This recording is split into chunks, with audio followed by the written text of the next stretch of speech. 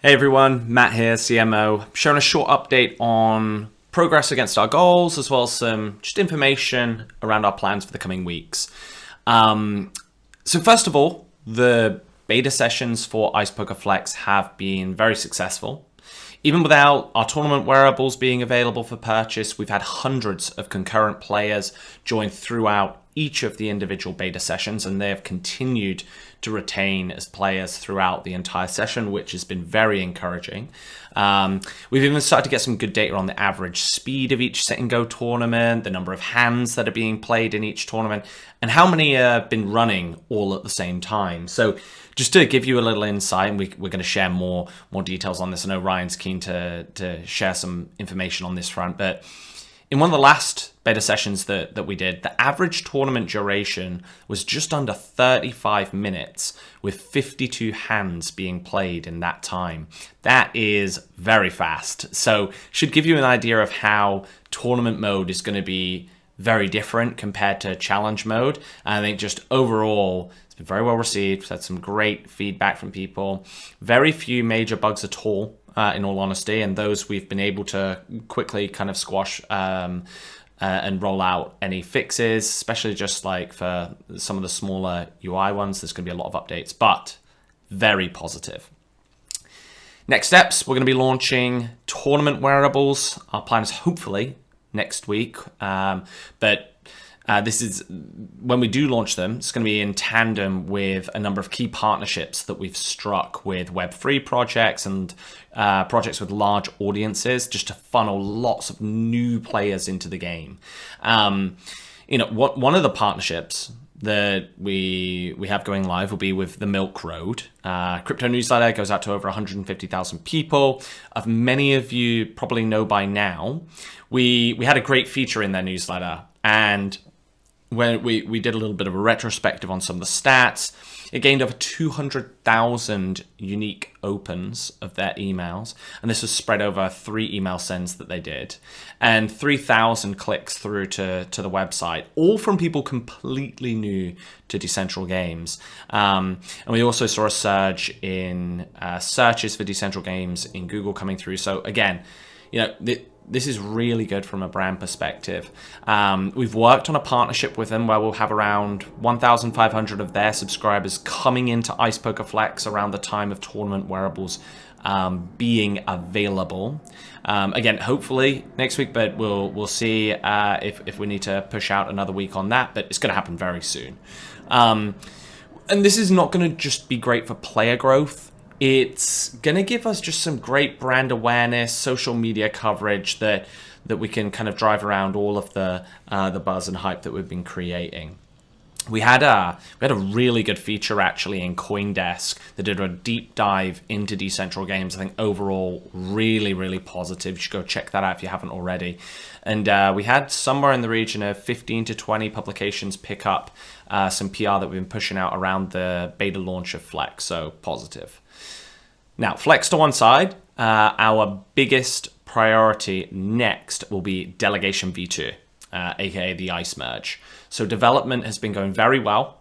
We're hoping to push this out at the beginning of October. We haven't set a formal launch date for that just yet. Leo will be sharing this once we've just got a few additional dev milestones out of the way, but the development's been looking good and it's largely web work right now.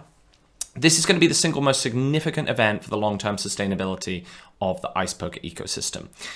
As I've mentioned previously, we should see an enormous reduction in the ice token emissions. This should actually bring us closer to or above a 1-to-1 burn to earn ratio in the short term, in particular in the first 30 days. That should almost certainly start to happen.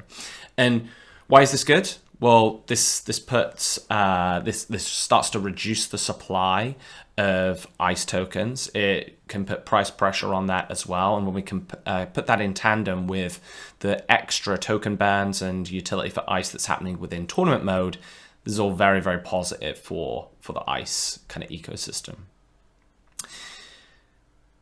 Delegation V2 is quite complicated, as I'm sure many of you have realized, right? And one of the things that we're doing in the marketing team is we're building out a load of educational content. This includes like video tutorials. We're going to have like a 3-part series. We're going to have explainers. We're going to talk about this a lot in as a leadership group as well, so that everyone will be able to understand the changes, and very importantly, so that, you know, players can see how this is going to change and what it's going to look like compared to Ice Poker today.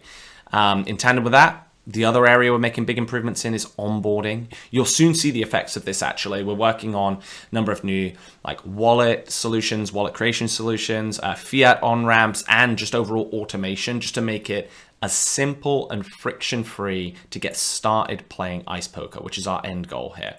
You're going to see a lot more to come on this front. We're going to be overhauling the homepage in the next couple of weeks, changing up a load of the messaging, getting everything more consistent, polished, and geared towards making the experience of playing Ice Poker as easy as possible. So even just with our new onboarding in Ice Poker Flex, if you've been through it, we're providing a better experience, but that's very much a starting point.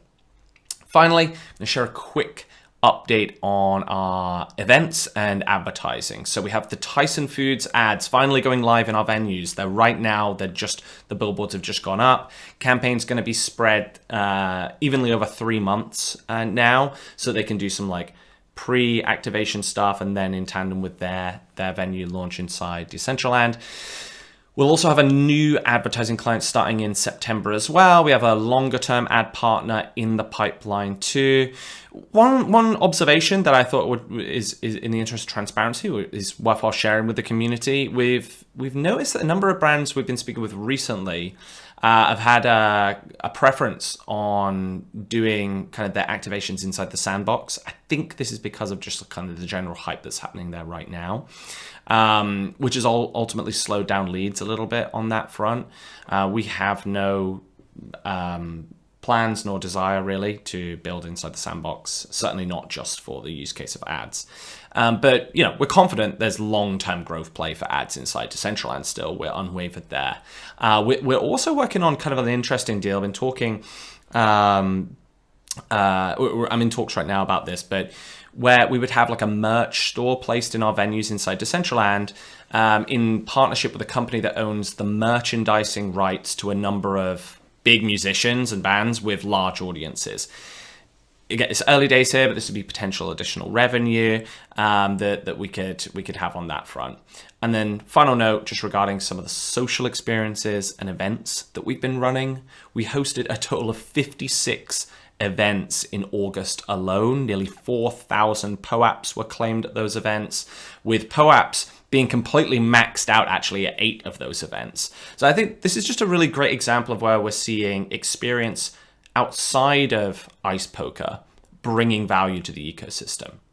And that's all for this update. We'll have plenty more to share over the coming weeks as our new director of user acquisition, Victoria, is now a week into the job and starting to get to work on building out a longer term strategy. We'll share more of that once she's up to speed on board and has something on that front, but a lot to be excited about.